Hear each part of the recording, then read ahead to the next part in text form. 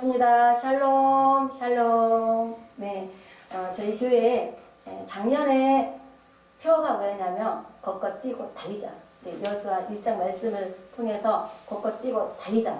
그런 말씀이었습니다. 그거는 이제 열심히 뛰고 충성하고 헌신하자. 우리가 야고보서 보면은 기도만 하고 되는 것이 아니라 분명히 행함이 따라야 온전한 믿음이 된다고 했습니다. 그래서 열심히 뛰고 충성하고 우리가 하나님 앞에 열심히 나아갈 때 하나님도 우리를 만나주시고 우리를 통해서 일하신다는 그 사실을 우리가 알고 걷고 뛰고 달리자 이렇게 했는데, 이번에 제가 내년도 표를 뭘로 할까 기도하다가 저 자신도 그러고 우리가 너무 부족한 것이 있더라고요. 그래서 어떤 행동으로 열심히 하고 뭐 열심히 어떤 일을 이루고 그런 것보다도 하나님 앞에 사랑 앞에 우리가 관계 소통을 하자, 친밀해지자. 네, 그런 표를 제가 지었기 때문에 제목을 하나님과 사랑과 소통하자 이렇게 지었습니다. 오늘 제목이 뭐냐면 나는 하나님과 소통하는가. 본문 10편 56편의 1절에서 13절까지 이 말씀을 증가하고자 합니다. 이곳에 가장 연로하신 분이 왔습니다. 결흥산에서 오신 목사님이 이곳에서 우리 중에 가장 하나님과 소통이 되지 않을까요? 그렇게 생각하지 않습니까? 어떻게 보면은 하나님과 기도를 많이 하고 하나님께 막 열심히 충성 봉사하고 또 그런데 해서 하나님과 관계 형성이 잘 되고 소통이 잘 되고 그런 거가 아닙니다. 어린아이들 보면은 엄마랑 아빠 무슨 말 할 때 유치원 가서도 선생님하고 공부할 때도 네네 하고 말을 잘 듣고 순종을 잘합니다. 이렇게 우리가 어른이 돼서도 신앙생활을 많이 했어도 기도를 많이 했어도 가장 중요한 건 뭐냐면 순종이에요. 순종. 순종 그러면 뭐가 생각이 나죠? 불순종, 순종. 아담과 하와가 불순종해서 우리가 죄의 원죄로 인해서 우리가 타락한 인간이 되었죠. 우리가 창세기 1장을 보면은 사람을 흙으로 하나님 만드시고 코에 생기를 불어 넣으니까 생명이 되었더라. 이 말씀이 있습니다. 우리는 원래 흙이에요. 하나님이 우리를 흙으로 빚었는데 생명을 안 집어넣었다면 우리는 숨을 쉴 수 있는, 하나님과 호흡할 수 있고 하나님과 대화할 수 있는 그런 생명체가 없는 그런 물건에 불과할 뿐이에요. 코, 눈, 입, 손 이런 건 있겠죠. 하지만 우리가 코로 숨을 쉬고 우리가 하나님과 대화하고 친밀해지는, 교통할 수 있는 그런 관계 형성이 전혀 할 수 없는 그런 사람 같지도 않은 우리에게 하나님께서 교제하고 싶어서 하나님이 유난히 많은 이 세상의 것들을 창조했지만 인간과 교통하고 교제하고 싶어서 코에 생기를 넣으니까 생명이 되어서 우리에게 생명체가 들어온 것입니다. 아멘 할렐루야. 그래서 우리는 하나님과 원래 친밀하고 비밀이 없고 옷을 다 벗고 살아도 부끄럽지 않는 그런 순수한 그런 하나님과의 관계 형성이 돼야 되는데, 아담과 하와로 인해서 그 죄로 인해서 에덴 동산에서 쫓겨나고 그 이후부터 하나님께서 벌을 내리셨는데 이제 다시는 올 수 없는 하얀 검을 쳐놨죠. 그런데 하나님께서 쳐 죽이지 않고 우리를 쫓겨냈단 말이에요. 쫓겨냈는데 그러면 쫓겨냈다고 우리를 사랑하지 않을까요? 버렸을까요? 전혀 아닙니다. 천국에 입성하지 못하는, 에덴 동산에 입성하지 못하는 그런 죄인이지만, 버렸지만, 쫓겼지만 우리를 사랑하기 때문에 계속 교제하고 싶은 거예요. 사랑하고 싶은 거예요. 교통하고 싶은 거예요. 야, 너희들 나랑 교통하려면 어떻게 해야 되는지 어떻게 아니? 그러면서 모세를 통해서 뭘 알려주냐면 하나님과 대화법, 하나님께 가까이 나아가는 법, 하나님과 친밀하게 소통하는 방법을 알려줍니다. 그게 뭐냐면 바로 구약의 제사예요. 구약의 예배예요. 그래서 처음에 아브라함은 어떻게 하나님과 교통을 했냐면 아브라함 적장시대 때는 그냥 돌단 쌓아가지고 거기서 하나님께 기도하고 예배 드리는 거예요. 하나님과 관계 소통하는 거예요. 그러면서 출애굽 시대에는 어떤 그런 게 없었죠. 성막을 지어서 출애굽기 20장에서 성막을 설계하고 지어서 제사를 지내잖아요. 그러면서 이 성막에서 광야에서 거쳐가는 그 과정 중에 자꾸 옮겨야 되기 때문에 성전을 짓지 못하고 성막에서 예배를 드리면서 하나님과 관계 소통을 합니다. 그러면서 이렇게 다윗이 통일 왕국을 이루죠. 그 지긋지긋한 그 블레셋을 물리치고 드디어 통일 왕국, 그것은 곧 하나님 나라를 완성하는 것입니다. 여호수아 때도 모세 때도 하나님 나라가 완성 안 됐지만 다윗이 통일 왕국 이루고 하나님 나라를 이루었는데 그 이후에 솔로몬 왕이 열왕기상 12장부터 죄의 타락으로 인해서 남과 북이 갈라지죠. 그러면서 바벨론 포로로 끌려가면서 열왕기상 25장부터 시드기야 왕 때 바벨론 포로로 끌려가면서부터 이제 성전이 없어지는 거예요. 하나님과 교제가 단절이 된 거예요. 예, 하나님이 징계죠. 채찍이죠. 그래서 야, 너희들 그토록 너희들에게 하나님과 소통하고 하나님과 관계 친밀하게 하고 난 너희들 사랑해. 나는 너희들이 에덴 동산에 쫓겨냈지만 난 너희들 사랑하기 때문에 너희들과 함께하고 싶어. 그토록 하나님이 우상 숭배하지 말고 정말 나와 함께 사랑하고 관계 형성하고 나는 너희 아버지고 너희는 나의 자녀들이야. 이렇게 사랑으로 이 세상을 하나님 나라 만들고 싶었지만 끝내 되지 않았어요. 그래서 바벨론 포로로 끌려간 이유가 뭐냐면 야, 너희들 이방 나라에서 한번 살아봐라. 야, 이방 나라 하나님 없다. 하나님 없고 우상 숭배하는 나라야. 그 강대국, 너희들이 그토록 의지하는 강대국 아수르, 바벨론, 그 강대국 의지하는 그 나라에 가서 너희들 살아봐라. 그러면서 끌려갑니다. 그런데 그들이 그곳에서 바벨론 포로로 끌려갔어도 하나님이 버렸을까요? 전혀 버리지 않았어요. 바벨론 포로로 끌려갔는 데서도 다니엘서와 에스겔 보면은 하나님이 그 가운데서도 함께하는 걸 볼 수 있습니다. 미래의 헬라 시대, 메데파사 시대, 로마 시대 이런 시대들이 다시 올 거라는 예언을 주시잖아요. 그러면서 하나님께서 희망적인 메시지를 줍니다. 그러면서 다시 70년 바벨론 포로를 마치고 다시 돌아왔는데 그때는 하나님이 어떤 식으로 제사법을 또 했냐면 스룹바벨 성전을 또 건축했죠. 스룹바벨 성전을 건축해서 또 하나님과 관계 형성, 이렇게 예배를 드리고 찬양하고 하나님을 높여드리고 우리가 하나님이 기뻐하는 이 선민의 나라로 만들어야 되겠다. 이런 시대가 있었습니다. 그 이후에 또 신약 시대에 와서 헤롯 성전이 있었죠. 헤롯 성전은 로마 티토스에 의해서 불타고 없어졌죠. 그리고 그 이후에 예수님이 오셔서 이 땅에 우리 죄를 구원하기 위해서 오셔서 그 이후에 죽으시고 승천하시고 보좌 성령으로 우리에게 오셔서 우리 안에 성령으로 임하신 거예요. 우리는 지금 적장시대, 모세시대, 바벨론 포로시대 그 시기가 아닙니다. 어떤 형태를 만들어 놓고 하나님과 교제하고 막 교통하고 지내 지내고 그런 시대가 아닙니다. 하지만 지금 현재 이 신약시대에도 교회가 필요한 이유는 하나님을 너무 모르기 때문에 율법, 이 하나님 말씀을 가르치고 하나님 명령, 하나님께 순종하는 방법, 이 땅에서 하나님 자녀가 어떻게 살아야 되는지를 알려줘야 되기 때문에 이 교회 공동체가 필요한 것입니다. 사실은 우리 안에 임한 그 성령님 하나만으로 우리는 하나님과 친밀하고 관계 형성이 되고 교통할 수 있는 그런 관계가 됐는데 얼마나 큰 축복입니까? 하나님을 모르고 예수님을 모르고 이 세상 사람들은요, 하나님의 영이 우리 안에 와서 우리가 찬양하고 기도하고 이 성경 읽고 그리고 세상에 나가서 빛과 소금의 역할을 감당하며 그리스도의 삶을 어떻게 살아야 되는지 직접 삶으로 실천해 나아가는 이런 방법들을 몰라요. 왜? 그들은 하나님의 영이 없기 때문에 육체는요 곧 흙이에요. 죽으면 흙으로 묻히는 거예요. 하지만 우리는 하나님의 영, 내가 예수 그리스도를 시인하고 영접했을 때 성령 우리 안에 들어와서 그 영이 우리에게 임하기 때문에 우리는 영으로 살아야 돼요.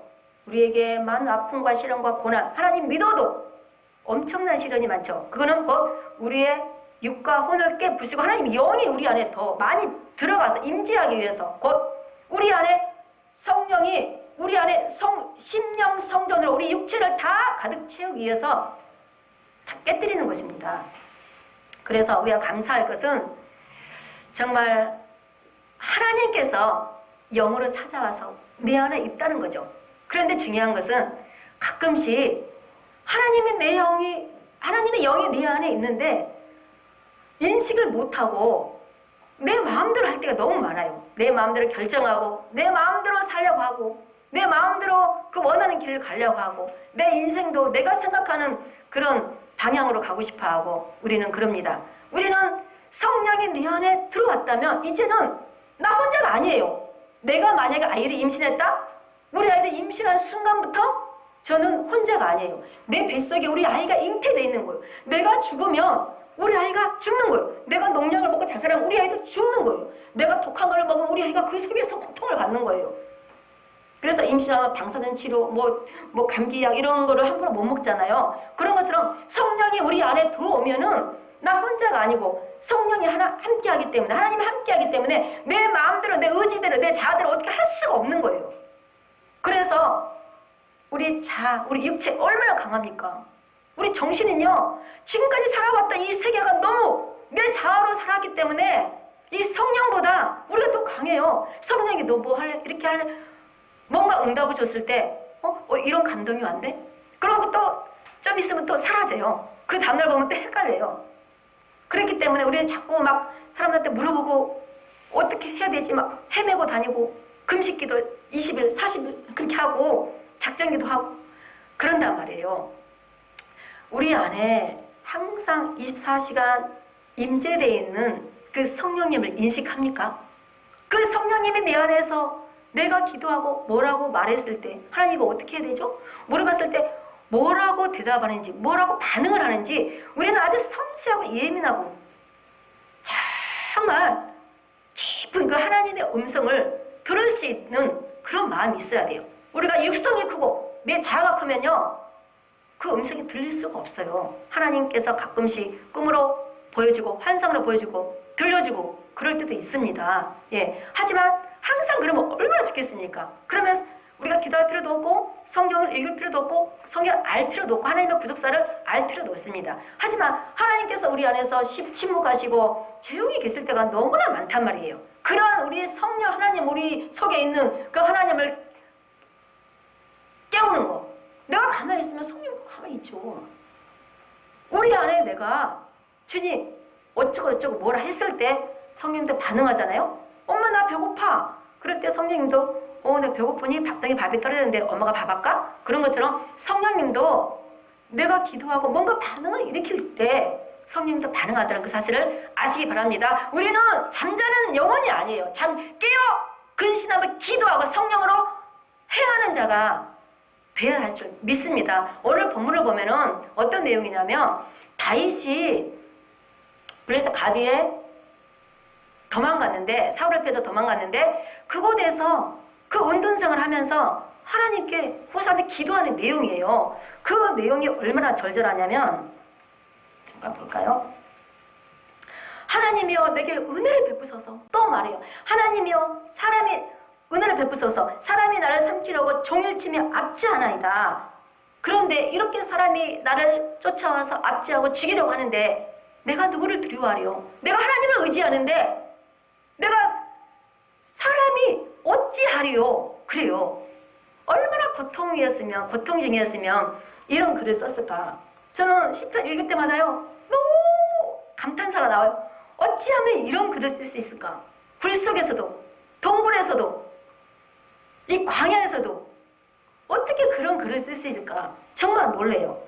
8절 한번 볼까요? 나의 유리함을 지켜서 계수하였사오니 나의 눈물을 주의 병에 담으소서. 이것이 주의 책에 기록되지 아니하였나이까. 얼마나 힘들었으면 나의 눈물을 주의 병에 담으소서. 나의 고통, 나의 삶, 나의 아픔, 나의 모든 기도 주님 책에 기록하옵소서. 이 다윗은요 이 쫓김의 고통 앞에서 어떻게 보면은 사망의 수월 그 앞에서도 주님을 의지한 거예요. 주님을 의지하니까 두려움이 사라지고 사람이 내가 하나님 의지하는 거 어찌하리요? 당당하게 하나님께 호소하는 거예요. 기도하는 거예요. 이때 하나님이 야 내가 너 살려줄게. 그러면 얼마나 좋겠어요? 이 본문 보면 별로 대답한 게 없어요. 이 모든 원수들이 물러갈 때 하나님은 내 편이시구나. 이렇게 나는 알겠다. 다윗은 이렇게 말하는 거예요. 그리고 12절 보면은 이 모든 대적들이 다 사라지고 내가 쫓기면서 해방될 때 감사제를 주께 드리니 그러거든요. 사람이라면 어떤 어려움 속에서 해결됐을 때, 해방됐을 때 어떤 폭죽을 터뜨리고 건배를 들고 세상적으로 잔치를 벌리고 그럴 수 있지만 다윗은요, 이 환난과 어려움을 벗어나도 나는 감사제를 드리겠습니다. 세상적인 그런 방법이 아니라 나를 고통스럽고 나를 아프게 하고 힘들게 했던 그 하나님께 저 감사하며 감사제를 드리겠습니다. 하나님과 화목제죠. 예, 화목제를 드리겠습니다. 그렇게 말하는 거예요. 주께서 내 생명을 사망에서 건지신 이유는 나로 하여금 생명의 빛에 다니게 하시려고 하셨나이다. 예, 그래요. 다윗을 사망에서 그 어려움 속에서 건지신 것은 생명의 빛에 다니게 하기 위해서 하셨나이다. 이렇게 고백했는데요. 우리도 마찬가지입니다. 우리가 많은 세월 동안 하나님을 믿고 기도하고 교회 생활하고 신앙생활하고 많은 헌금을 하고 율법적으로 또 교회를 잘 지키고 사랑하고 쓸고 닦고 정수하고 음식하고 많은 예물을 드리면서 그렇게 살아왔지만 우리 삶 속에 끊임없는 어려운 일들이 많이 생깁니다. 그럴 때 우리는 내 안에 아직도 나를 버리지 않고 나를 사랑해주는 그 성령 하나님과 우리는 교통할 수 있습니까? 친밀하게 교제할 수 있습니까? 올 한 해는 무엇보다도 내 안에 계신 그 성령 하나님을 인식하면서 무엇보다도 하나님과 교통하고 친밀해지려고 노력하는 그런 한 해가 되었으면 좋겠습니다. 내가 무엇을 하려고 계획을 세우고 내가 어디를 가려고 계획을 세우고 내가 어떠한 일을 계획할지라도 그 일을 이루시고 한 걸음 한 걸음 인도하시는 분은 곧 하나님입니다. 우리가 올 한 해에도 하나님보다 내가 먼저 앞서가지 않고 우리는 주님이 따라갈 때 뒤따라서 그림자로 따라갈 수 있는 그런 우리가 되길 원합니다. 우리가 먼저 계획하고 앞서가는 그런 시대가 아니에요. 지금은 하나님을 앞세우고 나는 뒤따라가는, 나는 곧 하나님의 시종, 하나님의 심부름, 하나님의 천사, 하나님의 대리자, 그런 자로 우리가 살아가려고 하는 그런 자세로 우리가 살아간다면 하나님은 우리를 통해서 일을 하실 것입니다. 때로는 우리가 뭔가 일을 하려고 했는데 하나님도 일을 하려고 했는데 우리가 너무 앞서서 하면은 하나님이 멈출 때가 많습니다. 그래, 너 혼자 이렇게 해봐라. 길을 가봐라. 때로는 인도 안 할 때가 있습니다. 그러다가 막히고 포기하고 그러죠. 예, 우리가 이 본문을 보면은 다윗이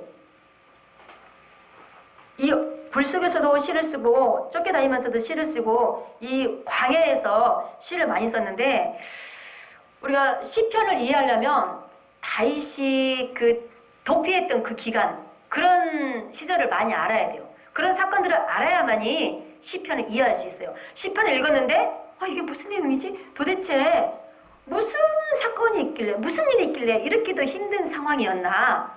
이거 이해하려면 사무엘상 21장부터 도피 시작이 돼요. 거의 10년 정도 도피 기간이에요. 다윗은 거의 한 20년 안쪽으로 10년 좀 넘게 연단이었지만 이 도피 기간만 거의 10년이었어요. 그래서 이 도피 기간만 사무엘상 21장부터 이해를 한다면 우리가 시편 읽을 때 훨씬 더 이해가 가고 시편 읽을 때 감동이 훨씬 오고 그 시편 말씀을 통해서 우리가 내 삶 속에 그 말씀을 적용해 가면서 우리가 힘들고 어려운 이 상황 가운데서도 하나님과 소통할 수 있는 방법을 터득하게 됩니다.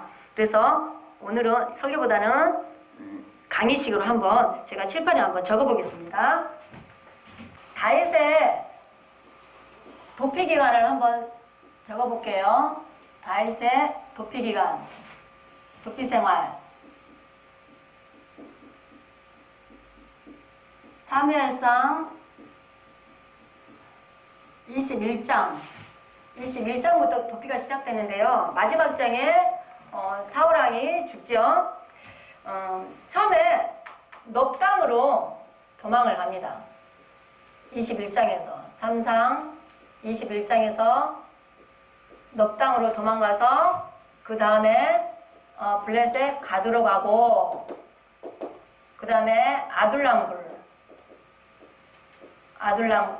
굴 속에 들어가고 그 다음에 모압 미스베로 또 도망가죠. 그 다음에 헤레스풀로 갑니다. 이 도망쳐 다니면서 도피성을 했던 이런 과정들을 모르면 시편 이해하기 힘들고 굉장히 사무엘상이 어렵고 사무엘하기가 어려워요. 사무엘상은 이 다윗의 도피 기간을 알면은 별로 어렵지 않고 사무엘하는 인물이 20명이 넘게 나와요. 그래서 사무엘하는 인물들을 많이 파악하면 별로 어렵지가 않아요. 그래서 좀 쉽게 이해할 수 있도록 오늘은 좀 강의를 좀 하겠습니다. 그리고 그 다음에 여기는 넙과 가드는 21장이고 아둘람 굴과 모압 미스베는 헤르스풀은 22장이에요. 그리고 23장에서 어디로 가냐면 그일라로 가요. 그일라로 가고 그리고 십강야로 가고 마온 항모지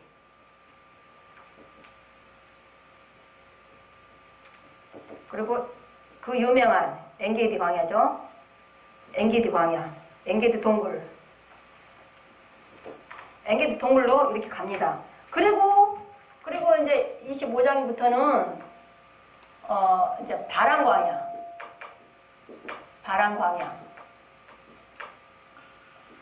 가고 그리고 26장에서 하길라산으로 가고 27장에서 이제 블레셋 시글락에 거주하죠. 블레셋 시글락에 거주 1년 4개월 거주하고 또 그리고 유다로 돌아오죠.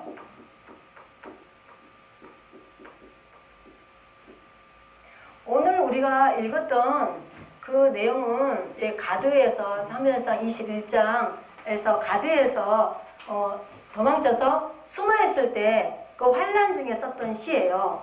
넙 땅에서는 넙으로 도망갔는데 그때 거짓말을 칩니다.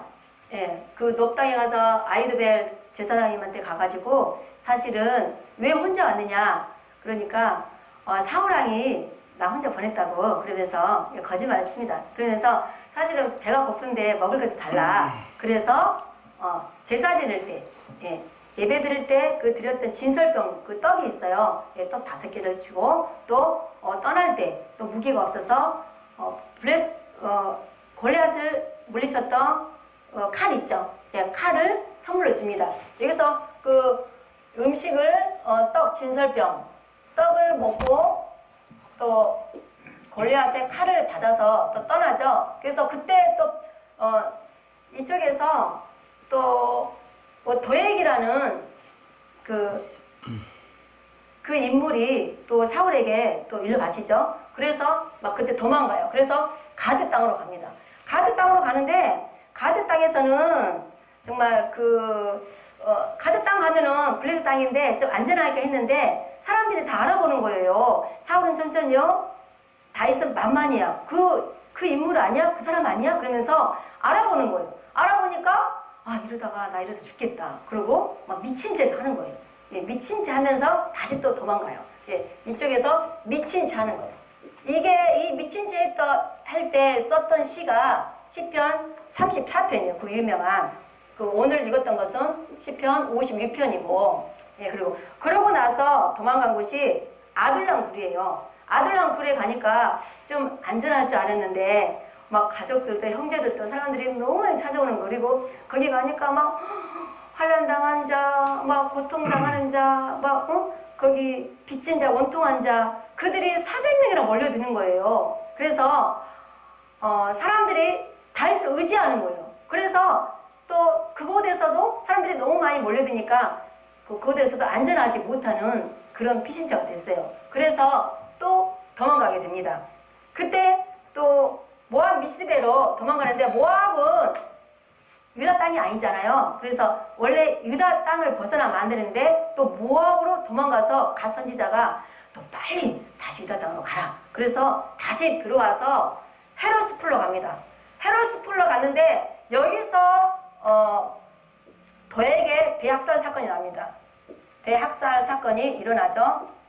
이 사건이 무슨 사건이냐면 사울 왕이 이제 대제사장이 다윗에게 떡을 주고 칼을 줬다. 그래서 왜 도와주냐? 그래서 왜 죽이지 않고 도와주냐? 그래서 사울 왕이 화가 나서 신하에게 다윗 왕을 죽이라고 했는데 안 죽이는 거예요. 그래서 도액이라는 인물은 사울 왕의 목자장이에요. 그래서 이 도액이 대제사장 아히멜렉도 죽이고 또 제사장 85명을 다 죽여요.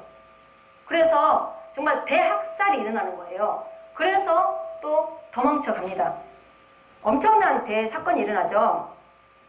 이때 유일하게 살아남아서 도망간 사람이 대제사장 아히멜렉의 아들 아비아들이 도망가서 다윗과 함께하죠. 같이 다니죠. 그래서 그렇게 또 도피성을 이루어지겠는데요. 그 다음에 간 곳이 그일라예요.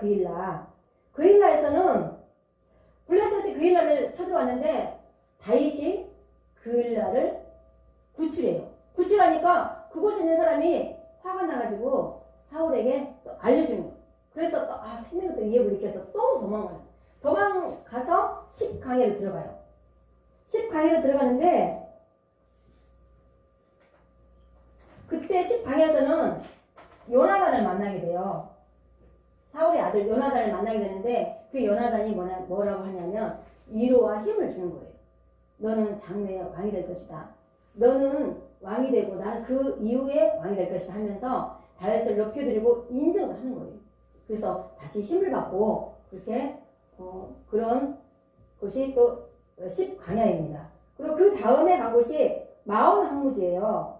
마온 항무지에 갔는데 사울이 다윗을 막 쫓아오는데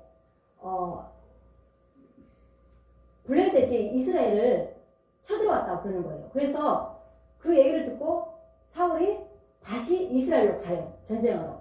그래서 구사 일생으로 정말 죽지 않고 또 살아나게 됩니다. 얼마나 다행입니까? 네, 그 다음에 엔게디 동굴로 가요. 엔게디 동굴에서는 사울왕이 이렇게 쫓아다니다가 엔게디 동굴로 들어오는데 그 안에 다윗이 있었어요. 그런데 용변을 보러 들어왔는데 용변을 볼 때 그때 겉옷을 살짝 자르죠. 예, 그래서 죽이지 않고 알게 모르게 이렇게 겉을 살짝 찌는데 나중에 알고 보니까 정말 사울이 나를 죽일 수 있는데도 안 죽인 거 알잖아요. 그러면서 통곡을 하면서 다시는 너를 죽이지 않겠다고 쫓아다니지 않겠다고 그렇게 말을 합니다. 정말 그렇게 이 사냥에서 엔게디 동굴에서 다시는 쫓지 않겠다고 그렇게 말하는데 너무나 악한 인물 사울왕은 다시 또 그 왕권에 또 집착을 해서 다시 다윗을 쫓아다니는 거예요. 그래서 또 도망쳐 간 게 바람강이에요.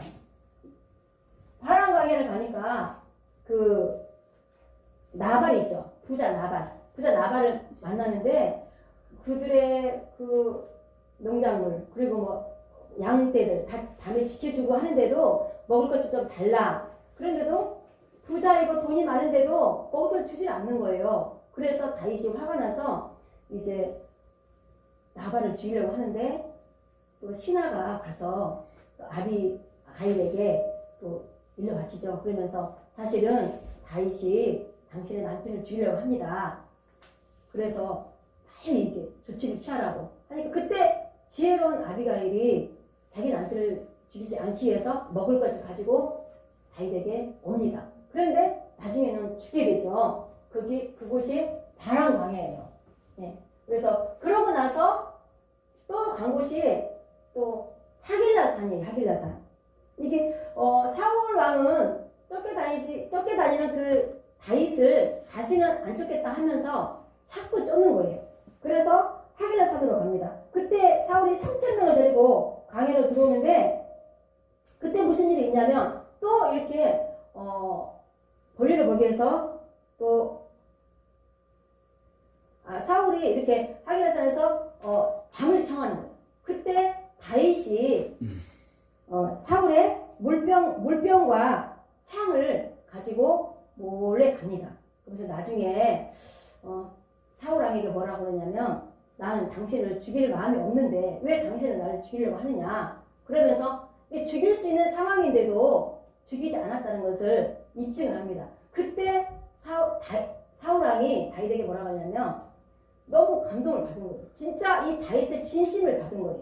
왕이 되려고 하는 그 마음보다 정말 하나님의 마음을 갖고 있는 그 다윗을 칭찬하면서 뭐라고 하냐면 내가 큰일을 해야하고 반드시 너는 승리를 얻으리라. 이러면서 다시는 너를 쫓지 않겠다. 그러면서 그때 여기서부터 하길라 산부터 쫓지 않아요. 그때부터 이제 사울이 완전히 포기해요. 그런데도 다윗은 사울이 나 쫓지 않는다고 했는데 또 쫓겠지 하고 불안한 거예요. 불안해서 또 블레셋 땅 시글라로 도망가는 거예요. 또 도망가서 1년 4개를 머물게 돼요.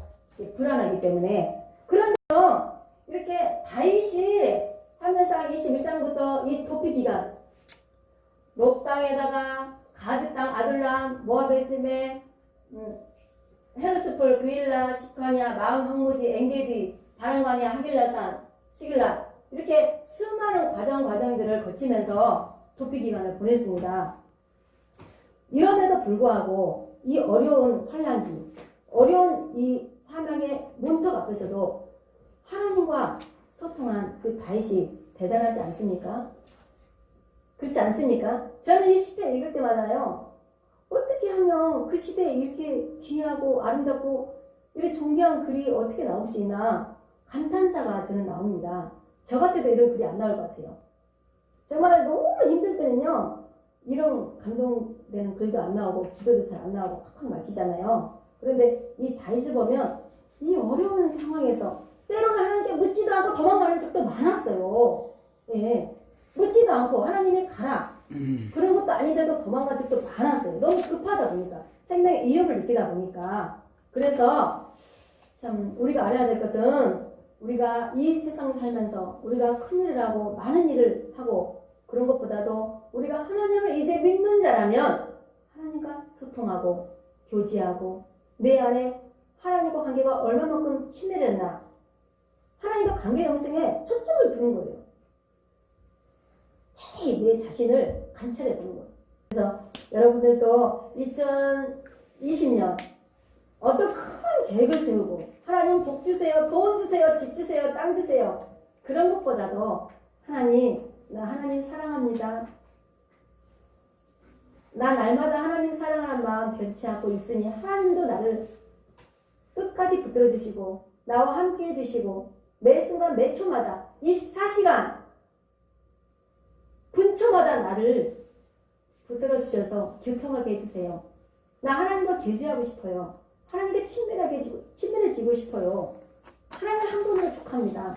하나님이 저에게 지시하고 명령하고 하는 것들이 무엇인지 알고 싶어요. 하나님 말씀하십시오.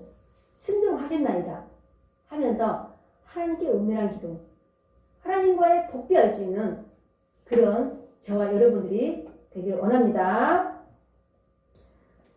기도하겠습니다. 하나님, 부족한 종이 나는 하나님과 소통하는가, 이러한 제목으로 말씀을 증거했습니다. 하나님, 우리가 지금까지 많은 날들 하나님을 사랑한다고 믿으면서 신앙생활을 하고 있지만 내 안에 계신 그 하나님을 인정하지 못하고 교통하지 못하고 소통하지 못할 때가 너무나 많이 있었습니다. 하나님, 내 안에 계신 그 성령님을 인식하길 원합니다. 내 안에 임재하신 그 성령님 통해서 하나님의 뜻을 알고 분별하며 하나님, 우리 삶을 살아가기 원합니다. 하나님, 우리 속에 있는 그 성령님 통해서 말씀하여 주시옵소서. 우리가 어떻게 해야 되는지, 하나님, 우리가 하나님과 어떻게 삶을 살아가야 되는지 주님 알 수 있도록 우리에게 성령께서 지혜를 허락하여 주시옵소서. 하나님, 오늘도 귀한 하루